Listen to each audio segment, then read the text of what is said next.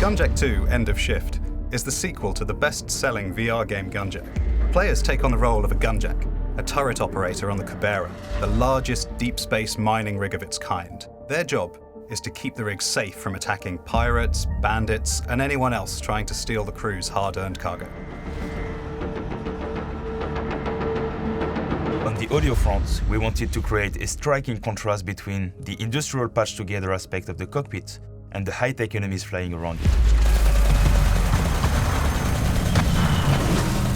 Everything you hear in VR, from sound effects to music to voiceover, is critical for creating immersion in our virtual world.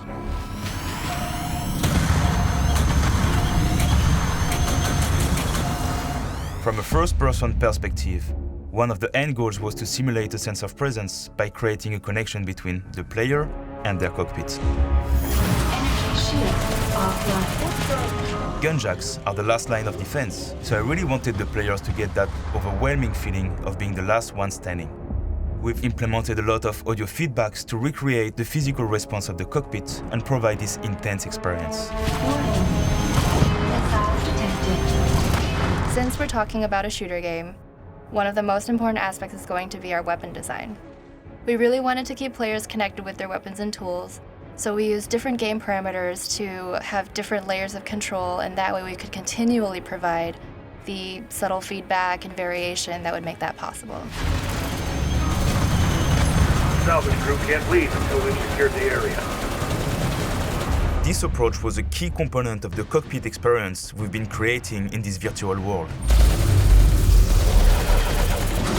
With Gunjack 2, we wanted to build a music approach on top of the first game and provide a deeper experience.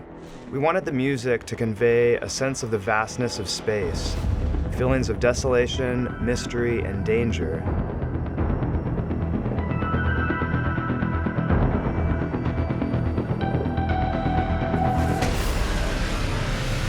Action and intensity are central elements to the score. The battles in Gunjack 2 are fast-paced and dangerous. Gunjack! Target those sleepers! Interactive music has been designed and used as a key element to tell the story. The music adapts interactively to the game action in this virtual environment.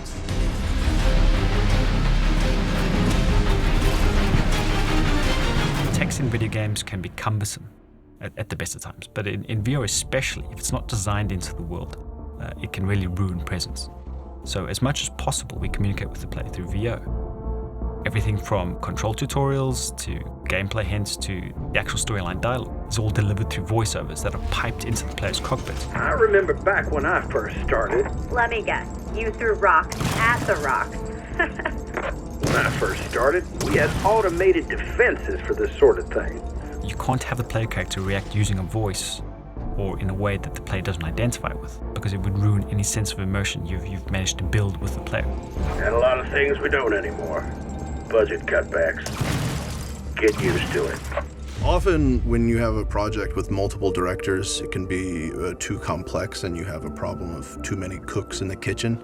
But CCP and the Gunjack team had a very clear division. So it was very smooth. They had an excellent dynamic, and that made for a really easy Gunjack recording process.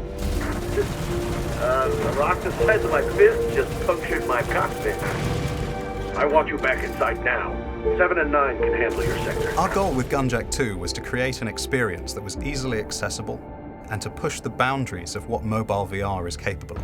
While the functions of sound design and voiceover in Gunjack 2 were to provide narrative, tactical, and spatial immersion, music creates emotional, narrative, and contextual feedbacks to the player. I believe I now have your attention.